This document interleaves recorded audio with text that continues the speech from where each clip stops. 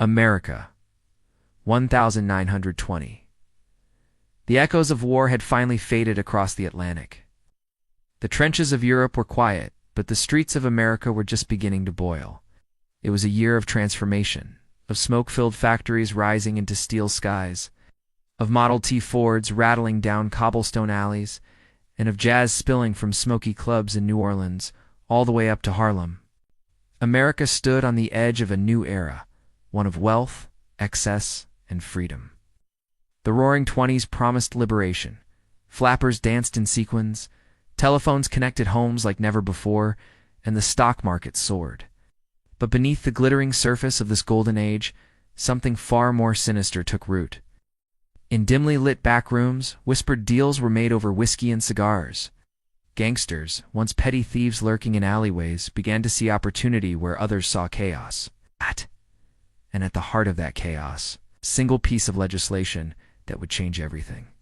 On January 16, 1920, the 18th Amendment to the United States Constitution officially took effect.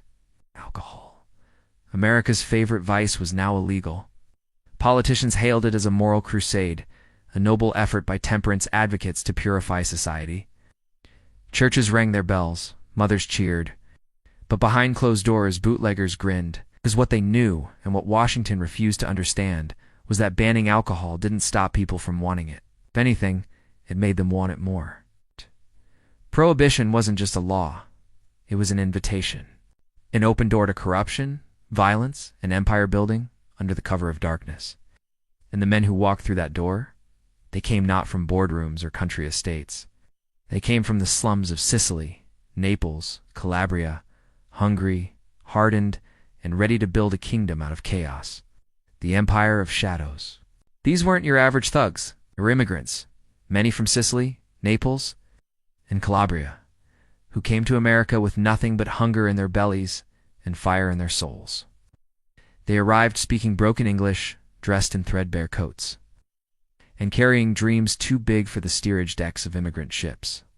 They found no welcome mat in the land of opportunity. Instead, they were met with prejudice, poverty, and the cold indifference of a nation that saw them as outsiders.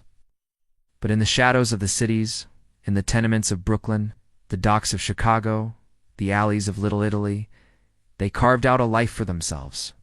Before Prohibition, these men scraped together a living through petty crime. Protection rackets, gambling rings, loan sharking. They were small-time operators in a crowded criminal marketplace. But when the Volstead Act slammed the door shut on legal alcohol, it opened a vault for those willing to break the law. Bootlegging became the most profitable black market enterprise in American history, and the Mafia. They organized it like a Fortune 500 company. No longer just street-level gangsters, they became distributors, wholesalers, and retailers of America's most coveted commodity. They smuggled Canadian whiskey across the Detroit River, brewed beer in hidden basements, and ran rum from the Caribbean through Florida ports. Their operations grew so vast that they needed infrastructure. Warehouses, trucks, bribes, and muscle. They created supply chains that stretched from coast to coast, protected by layers of secrecy, loyalty, and fear. And with every case of liquor sold illegally, their power grew. The rise of the kingmakers. Nowhere was this transformation more visible than in Chicago, where a young Italian-American named Alphonse Gabriel Capone rose from obscurity to become the most feared man in America. Born in Brooklyn in 1899 to poor Neapolitan immigrants, Al Capone started his career under the tutelage of Johnny Torrio, a savvy gangster who taught him the value of discipline, diplomacy, and deadly force. By the time he moved to Chicago, Capone was already hardened by violence, ready to take over the city's South Side operations. But it wasn't until Prohibition that Capone truly came into his own. He controlled hundreds of speakeasies, breweries, and distilleries. He bribed politicians, judges, and police chiefs. His network stretched from Detroit to Miami, and his influence reached deep into the pockets of America's elite. To the public, he was a paradox, a killer who donated turkeys to the poor, a monster who smiled for photographers. To his enemies, he was a butcher. To his rivals, he was a king. And on February 14, 1929, he sent a message that would echo through history. The St. Valentine's Day Massacre. 7 men lined up against a wall in a garage on Clark Street and executed in cold blood was not just a hit, it was a declaration of war. Capone had eliminated the competition, and in doing so, he cemented his place as the undisputed boss of bosses. But even Capone could not escape the long arm of the law forever. Though bullets couldn't bring him down, paperwork could. In 1931, he was finally convicted. Not for murder, but for tax evasion. Still, by then, the damage, or rather the foundation, was already laid. The Mafia had proven it could operate like a business. And businesses, once established, are hard to kill. The birth of the 5 families while Capone ruled Chicago. Another revolution was brewing on the East Coast. In New York City, the beating heart of organized crime. Here the Mafia evolved from loose gangs into structured families. 5 dominant groups emerged, each with its own territory, rules, and code of honor. These were the Bonanno, Colombo, Gambino, Genovese, and Lucchese families. The foundation of modern American organized crime. At the center of this transformation stood Charles Lucky Luciano, a visionary unlike any mobster before him. Luciano wasn't interested in short-term gains or reckless violence. He wanted power, yes, but also order. He envisioned a national syndicate, a corporation of crime that could operate across state lines without internal wars tearing it apart. He allied with Jewish gangsters like Meyer Lansky and Bugsy Siegel, forming what became known as the National Crime Syndicate, a coalition that brought structure to chaos, profit to paranoia, and legitimacy to the illegitimate. Under Luciano's leadership, the Mafia stopped being just a collection of violent ethnic gangs. It became a business, complete with boards of directors, meetings, and contracts. It controlled unions, piers, trucking routes, and nightclubs. It owned politicians, newspapers, and even sports teams.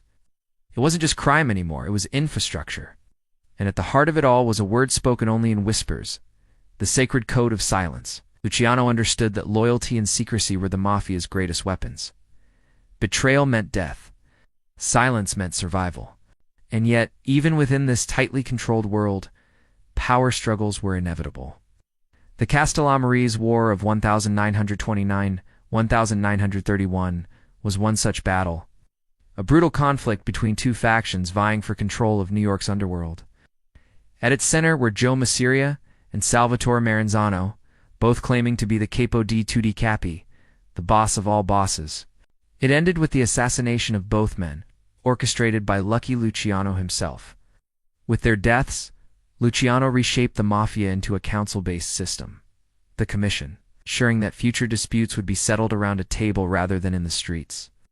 But peace, in the world of organized crime, is always temporary. Over the decades, the Mafia would evolve again and again, expanding into narcotics, labor racketeering, and even Hollywood. It infiltrated construction, restaurants, and financial institutions. It whispered in the ears of senators and shook hands with celebrities.